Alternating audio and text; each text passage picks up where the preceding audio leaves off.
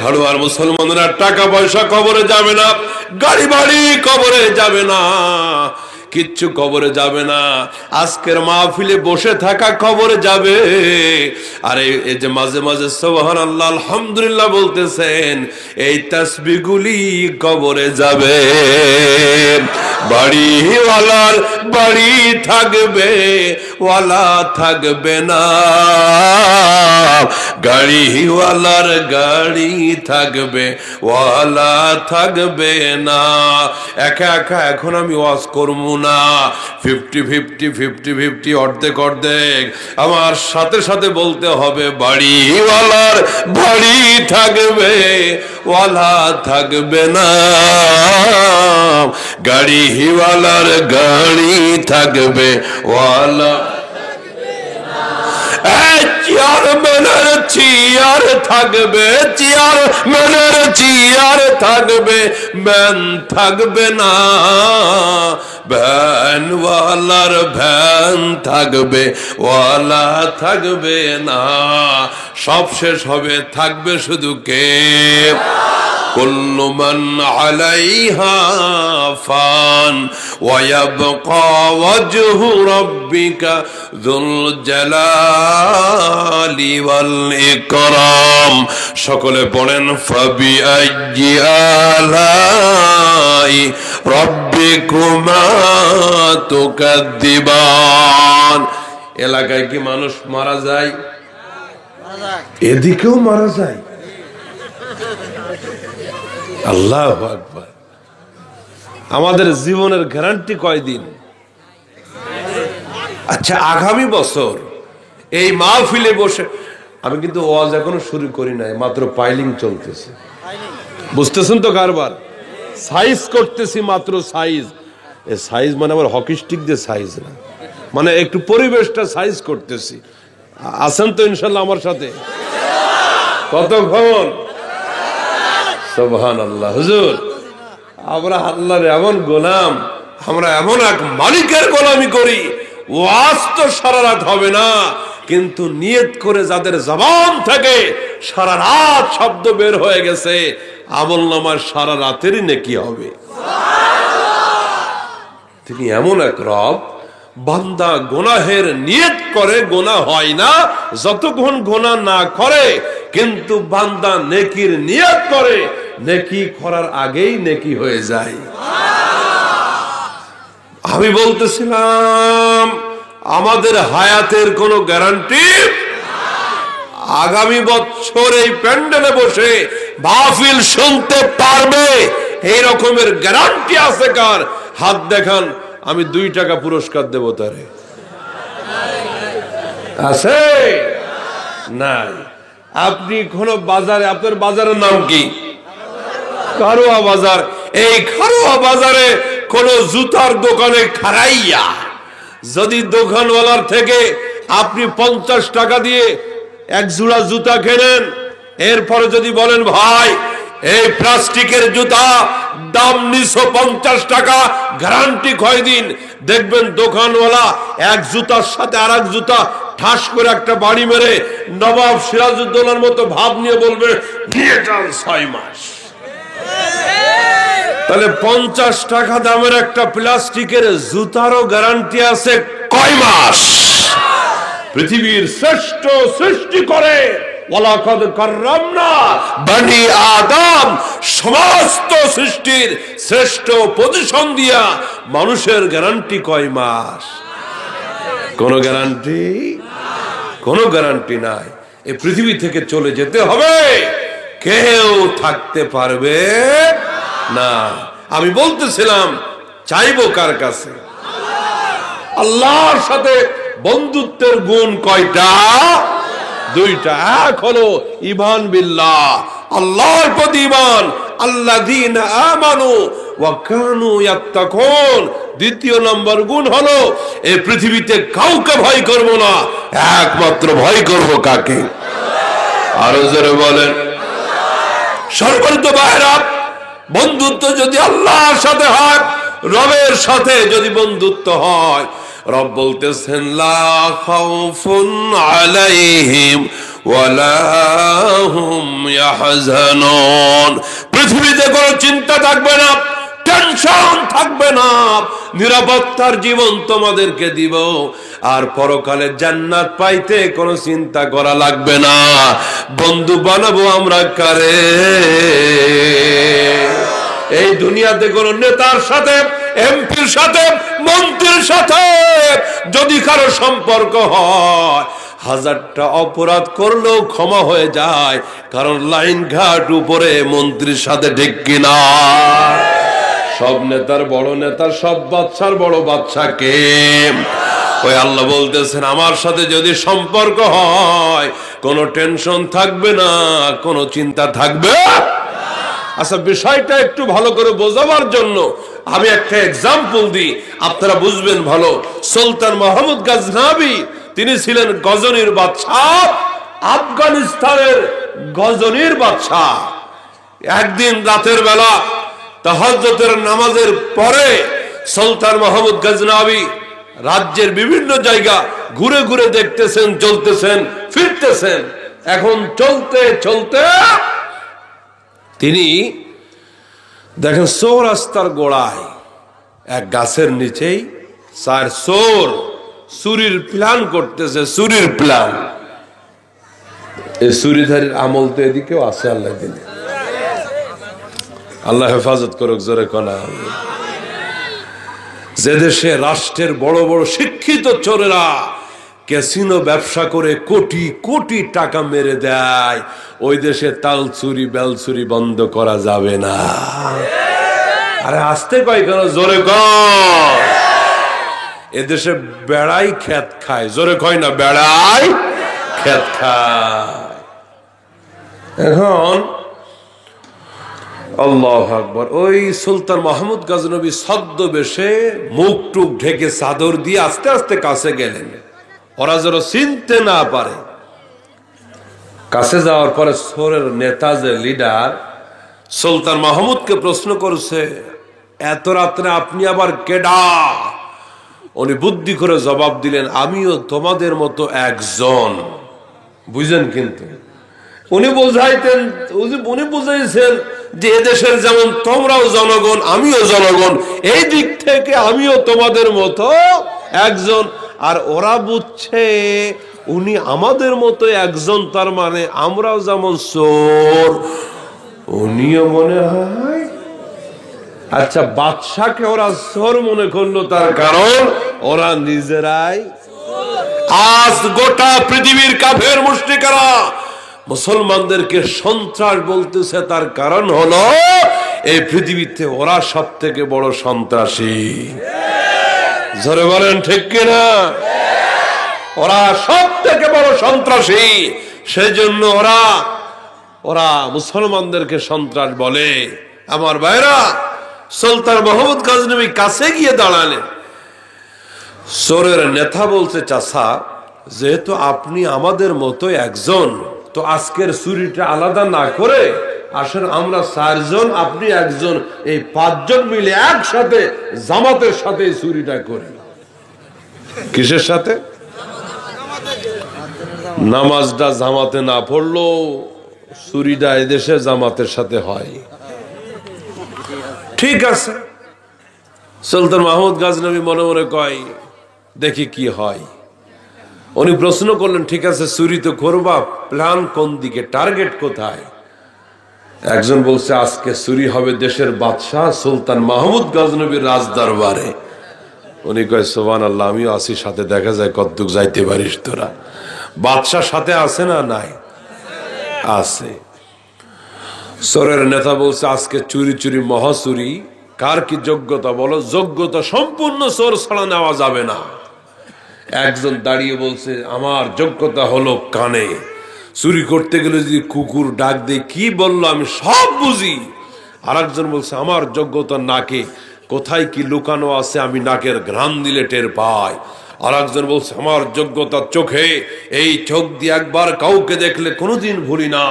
আর একজন বলছে, আমার যোগ্যতা হাতে, এই হাত দিয়ে তালায় টাচ করতে দেরি হয়, তালা খুলতে দেরি হয় না। চারজনের যোগ্যতার কথা শেষ, বাকি আছে বাদশাহ। চোরের নেতা কয়, চাচা আপনি তো পুরান চোর, সারা জীবন এই কামই করছেন।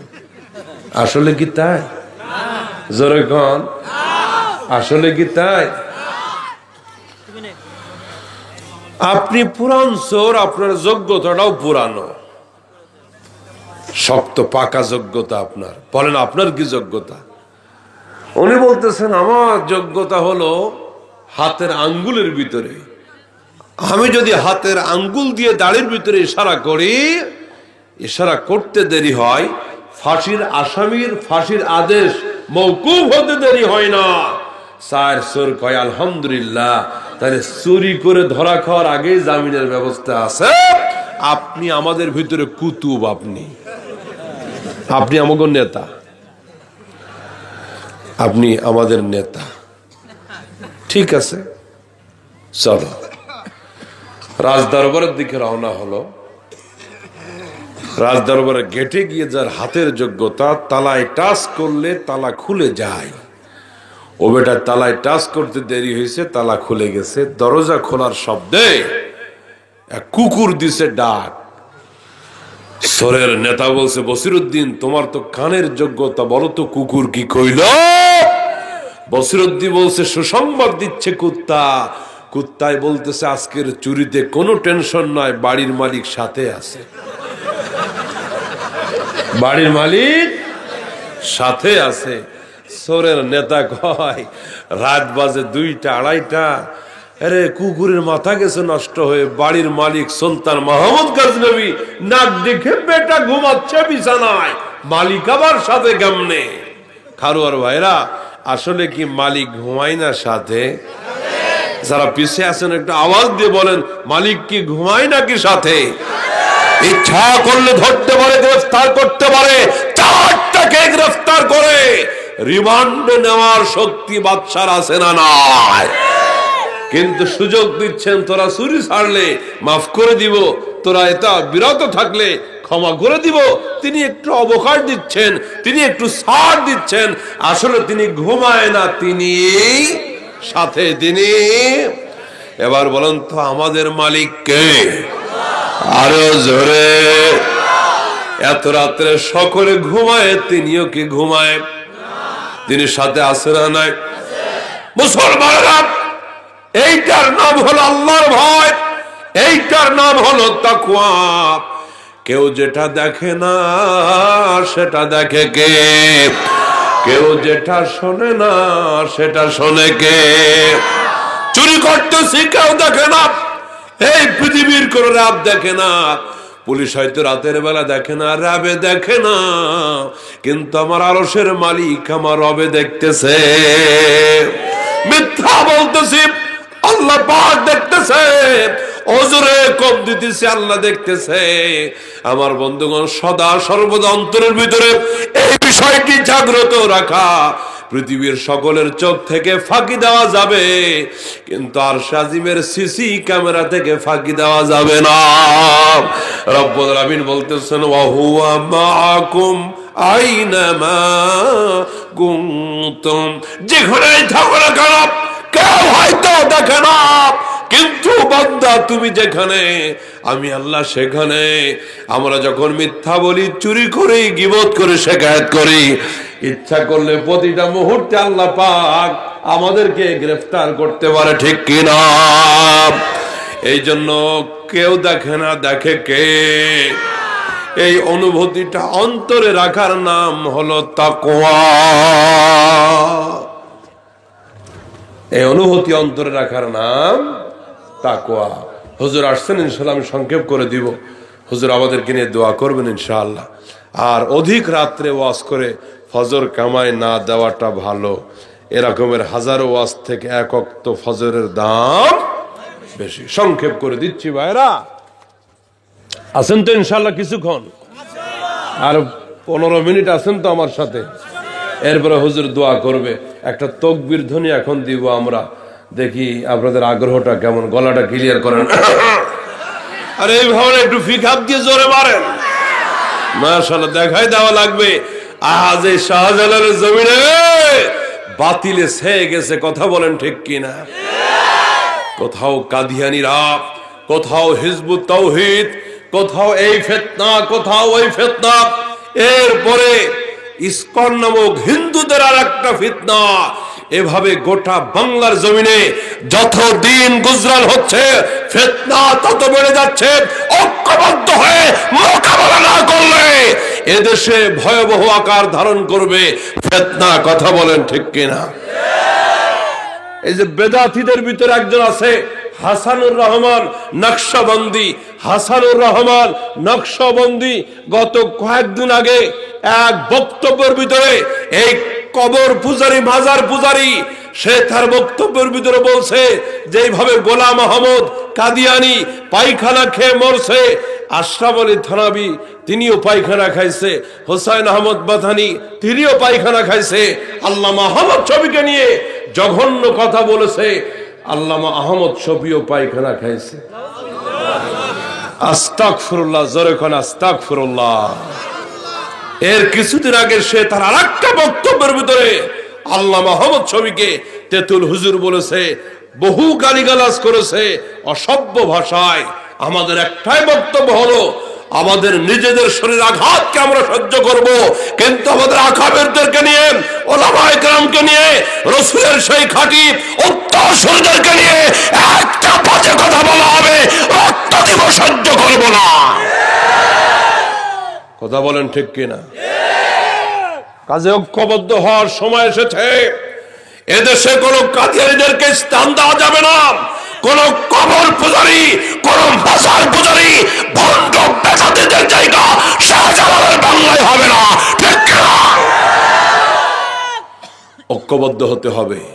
আমরা কেউ হয়তো বিএনপি করি, কেউ আওয়ামী লীগ করি, কেউ জাতীয় পার্টি জামাত ইসলাম, হয়তো সামান্য কিছু মত পার্থক্য আমাদের ভিতরে আছে দলীয় কারণে, রাজনৈতিক কারণে, কিন্তু ইসলামের কারণে আমরা সকলে এক। ঠিক কিনা? আজকের মাহফিলে খুঁজলে সব দলের লোক এই প্যান্ডেলে আছে না? না আছে। কিন্তু দেখেন কাঁধে কাঁধ মিলিয়ে 10 ঘরের 10 মায়ের সন্তান এক হয়ে বসে গেছি আমরা। আমরা প্রমাণ করেছি বাইরে দলাদলি আছে, কিন্তু কোরআন সুন্নাহ আলেমদের মহব্বতের ক্ষেত্রে আমাদের কোনো দলাদলি।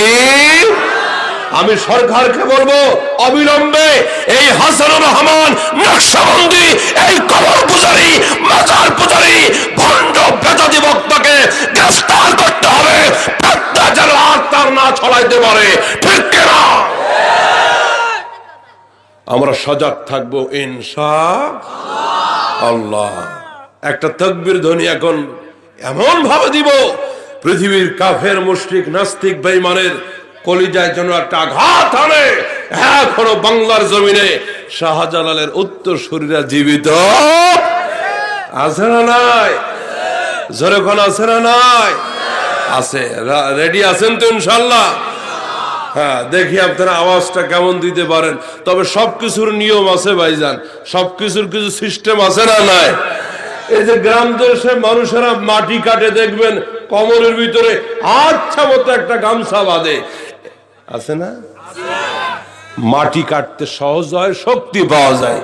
দেখবেন গাছ একটা রাস্তার পাশে কেটে যখন ট্রাকের ভিতরে উঠায়, 8-10 জন মিলে ওই গাছের সাথে রশি বেঁধে ট্রাকের উপরে দাঁড়ায়, কয় মারো, টান, আরো জোরে। টানাটানি কারবার এদিকেও আছে, দেখা যায়। তাহলে এটা হলো গাছ তোলার সিস্টেম, এটা গাছ তোলার। এই যে মাইকে কথা বলতেছি আপনাদের সামনে, এখানেও একটা সিস্টেম আছে, মাইক আছে গাছের মাথায়, বাঁশের মাথায়, এই মাইক্রোফোন আমার সামনে। কেউ যদি বলে না এখন এটা ডিজিটাল বাংলাদেশ, এখন থেকে মাইক্রোফোন থাকবে গাছের মাথায়, মাইক ডাইরেক্ট বক্তার সামনে আছে, এই উল্টা নিয়মে কি ওয়াজ চলবে? যেখানে উল্টা নিয়মে কোনো ভালো আশা করা যায়? গত কিছুদিন আগে বাংলাদেশে একটা বিয়ে হয়েছে, উল্টা বিয়ে। চুয়াডাঙ্গা মেহেরপুরে এক কন্যা পক্ষ, কন্যা যাত্রী এক বলদ জামাইরে বিয়ে করে আনছে। হ্যাঁ, আপনারা কি ইন্টারনেটে বা অনলাইনে এই খবরটা পাইছিলেন? কারা পাইছিলেন হাত দেখান। হ্যাঁ, যারা মোটামুটি মোবাইল ব্যবহার করে, ইন্টারনেট, ফেসবুক ব্যবহার করে। এগুলি দেশের বিরুদ্ধে, ইসলামের বিরুদ্ধে চক্রান্ত। ইসলামের বিধানকে তারা পরিবর্তন করে দিতে চায়। সোয়াডাঙ্গাতেই বিয়েটা হলো, কন্যা পক্ষের লোকেরা মেয়ে পক্ষ ছেলের বাড়ি থেকে বিয়ে করে আনলো, এরপরে বলদটাকে বউ সাজায়া বাড়িতে এনে কন্যা ওই বউ সাংবাদিকদের সামনে ব্রিফিং করতেছে, এখন থেকে বাংলাদেশে শুধু পুরুষ নারীদেরকে বিয়ে করতে যাবে না, এখন থেকে মেয়েরাও পুরুষকে বিয়ে করে আনবে, এর দ্বারা নারীর সম অধিকার, নারী কাঁধে কাঁধ মিলিয়ে চলবে, নারীর অধিকার উদ্ধার হয়েছে, এখন থেকে নারীরাও বিয়ে করবে। আমি এক বক্তৃতায় বললাম, নারীরা শুধু বিয়ে করবে তাই নয়, যদি অধিকার সমান হতে হয়, দায়িত্ব সমান হতে হবে। এখন থেকে বিয়ে করে আনেছি আমরা, বাচ্চা দিছে ভাই বোনেরা, এখন থেকে বিয়ে তোমরা যদি করে নিয়ে যাও, ওই বলদের পেটে বাচ্চা দেখতে চাই আমরা। কথা বলেন ঠিক কিনা? আমি সরকারকে বলবো, রাষ্ট্রকে বলবো, প্রশাসনকে বলবো, এদেরকে গ্রেফতার করে শাস্তি দিতে হবে। এরা মাতৃজাতির মর্যাদা দেয় নয়, গোটা নারী জাতিকে কলঙ্কিত করেছে। আবার হার্ট ফেল করিস না রে বেটা তুই। হ্যাঁ, আমার দিকে দেখান।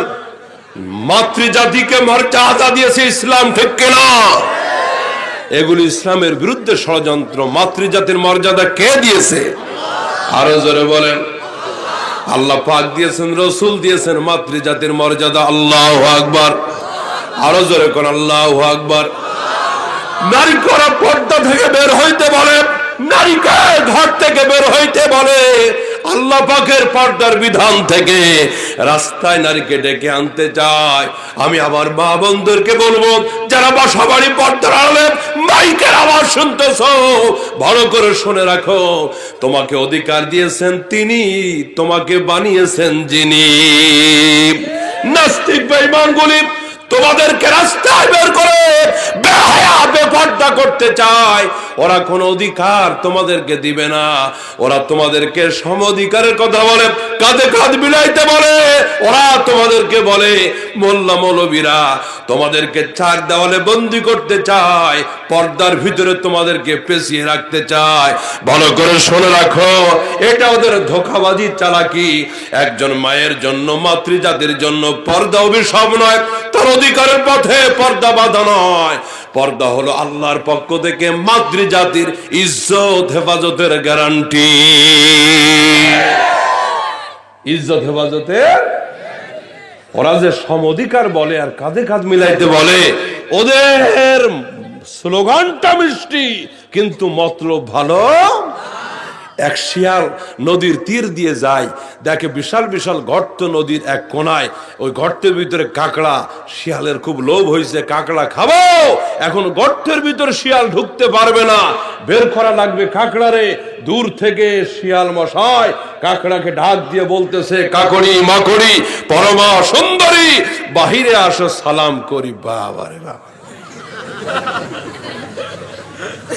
শিয়াল যে সালামের ওয়াজ করতেছে, ওর মতলব কি আসলে সালাম? আরো জোরে বলেন।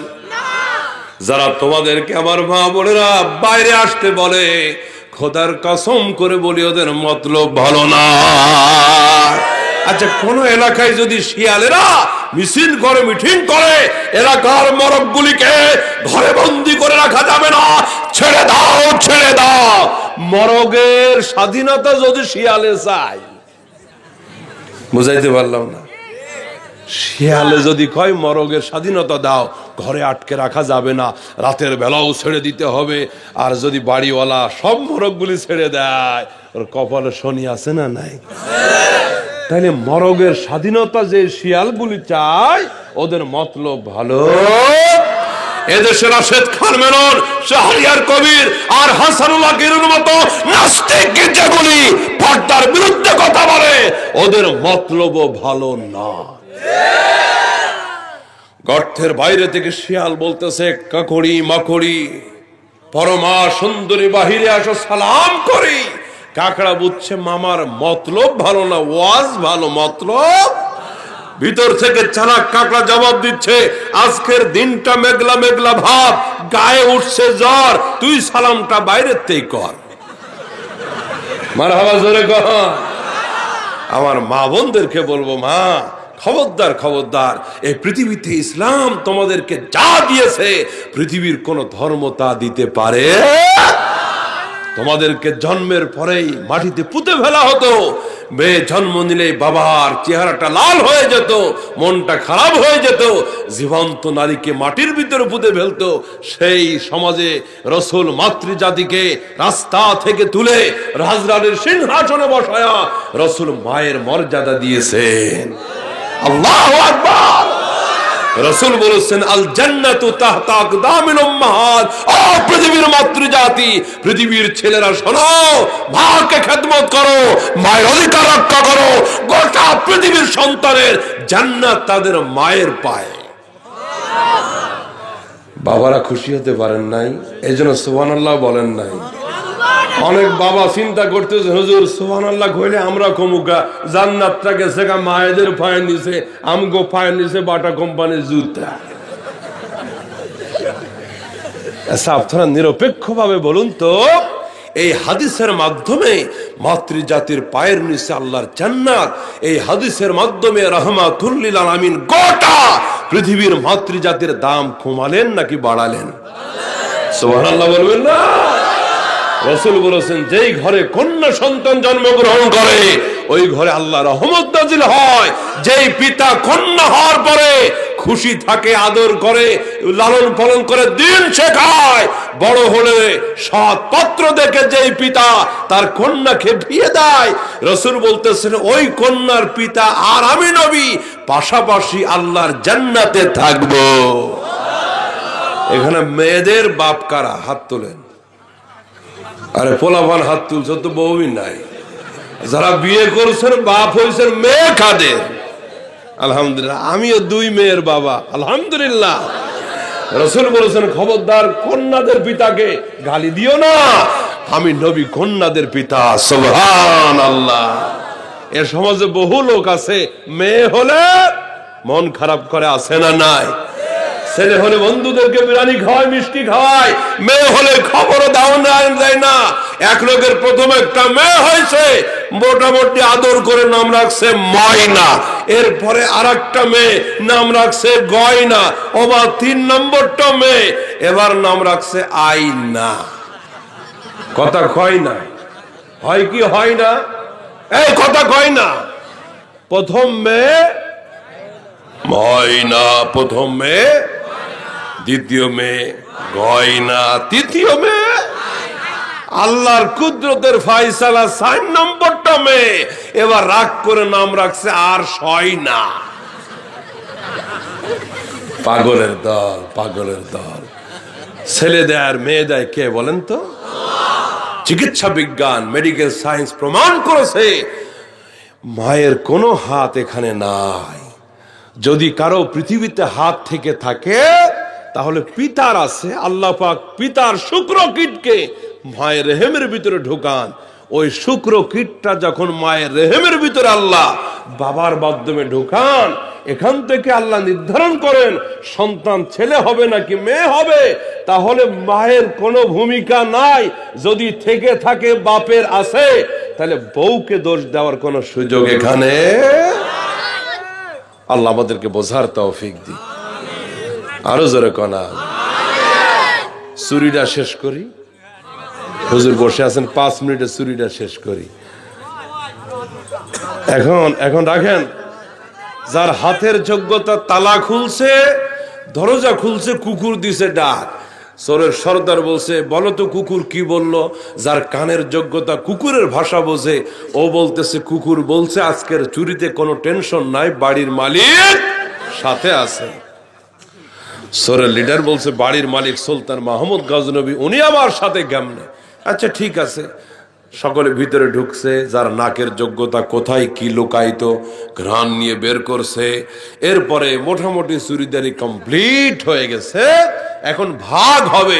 সুলতান মাহমুদ গজনবী টুক করে কেটে পড়ছে। 4 চোর ভাগ করতে গিয়ে দেখে চুরি করলাম 5 জন, ভাগের সময় 4 জন। খুব খুশি, একটা ভাগ মাইনাস, ওই ভাগটা সবাই পাবে। মনের সুখে ভাগ বটরা করে শাহী চুরি, আজকে রাজদরবারের চুরি, সোনা রূপা হীরা জহরত নিয়ে বাড়ি থেকে আরামে মাত্র ঘুমটা দিছে।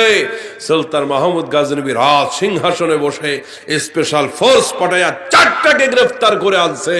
এই 4টার ফাঁসি, তার কারণ হল রাজদরবারে চুরি, রাষ্ট্রদ্রোহী মামলা, 4টার ফাঁসি। সুলতান মাহমুদ বলছে, বলো কার কি মনের শেষ ইচ্ছা? তোমাদের মৃত্যুদণ্ড হবে, শেষ ইচ্ছা বলো। আদালতে মৃত্যু দণ্ডপ্রাপ্ত আসামিকে বলা হয় শেষ ইচ্ছাটা কি পূরণ করা হবে। এটা একটা রুলস আছে, নিয়ম আছে। তো এক আদালতে এক আসামিকে জজ সাহেব বলছে, তোর শেষ ইচ্ছা বল, পূরণ করব।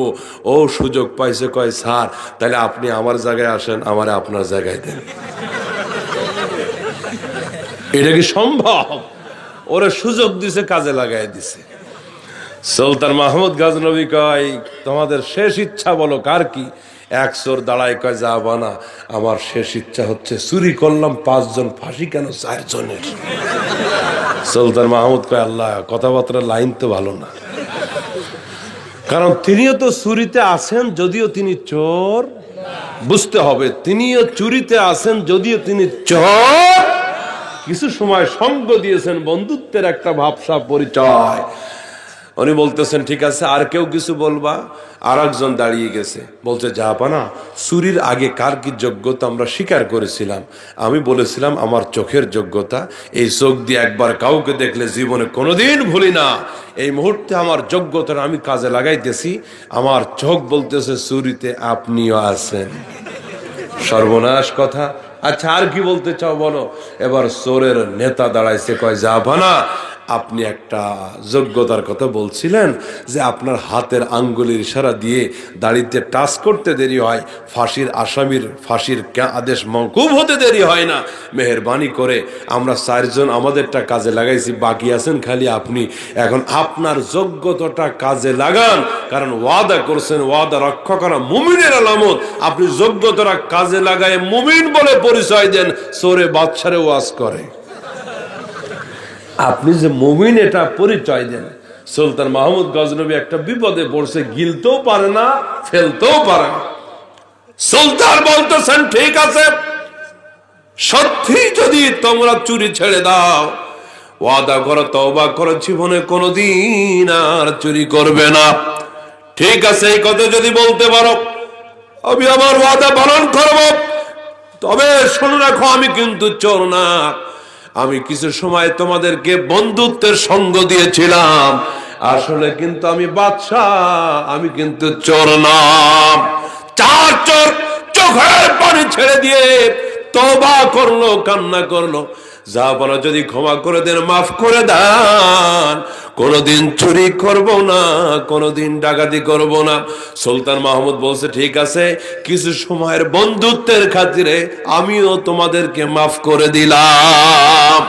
কারণ আর মুসলমানেরা বলতে চাচ্ছিলাম, বোঝাইতে চাচ্ছিলাম, এই পৃথিবীতে কোনো বাদশা নেতা ক্ষমতাওয়ালার সাথে সম্পর্ক ভালো থাকলে দুনিয়ার বিপদ থেকে বাঁচা যায়, মুক্ত হওয়া যায়। একসাথে বলবেন, সমস্ত বাদশার বড় বাদশাকে। লাহু মুলকুস সামাওয়াতি ওয়াল আরদ, সমস্ত বাদশার বড় বাদশা তিনি। সেই বাদশা বলতেছেন, শোনো, আলা ইন্না আউলিয়া আল্লাহি লা খাউফুন আলাইহিম ওয়ালা হুম ইয়াহজানুন। কোনো ভয় থাকবে না, কোনো টেনশন থাকবে না। আমার সাথে যারা বন্ধুত্ব করবে, আমি তাদেরকে প্রোটেক্ট করব, নিরাপত্তা দিব, শান্তির ব্যবস্থা করব। তাহলে আল্লাহর বন্ধু হইতে গেলে 2টা গুণ, আল্লাযীনা আমানু ওয়া কানু ইয়াত্তাকুন। ঈমান আনবো কার উপরে? যারা মুমিন, তারা আল্লাহকে বাদ দিয়ে তারা শিরিক করতে পারে। আর ভয় করব শুধু কাকে? আল্লাহ আমাদেরকে কবুল করুক, জোরে বলেন আমিন। এই মাদ্রাসাকে আল্লাহ কবুল করুক, আমিন। আপনারা মাদ্রাসার সাথে সম্পৃক্ত থাকবেন, আপনারা কোরআনের সাথে সম্পৃক্ত থাকবেন ইনশাআল্লাহ। এখানে স্কুল কলেজের অনেক ছেলেরা আছে, আমি তাদেরকে বলতে চাই, সকলে একবারে আলেম হয়ে যাবে না। সকলে আলেম হবে না, কিন্তু সকলকেই কোরআন অন্তরে জায়গা দিতে হবে যদি মুসলমান হয়ে থাকেন। কোরআন হলো পরশ পাথর। আপনি ডাক্তার হন, ব্যারিস্টার হন, যা হন না কেন, ইঞ্জিনিয়ার হন, আপনি মুসলিম হিসাবে আপনাকে কোরআন শিখতে হবে, পড়তে হবে, ইসলামের প্রাথমিক জ্ঞান আপনাকে অর্জন করতে হবে। এরপরে আপনি ডাক্তার হন, ব্যারিস্টার হন, সব কিছু হন, ইনশাআল্লাহ আপনার জীবনটা পদস্খলন ঘটবে না। আপনার জীবনে দেয়ার ইজ নো গড আপনি বলবেন না, যদি কোরআনের সাথে সম্পর্ক থাকে। ইনশাআল্লাহ নিয়ত করেন, কোরআন পড়বো, কোরআন শিখবো, কোরআন না শিখে কবরে যাব, এই কোরআন না শিখে কবরে যাব।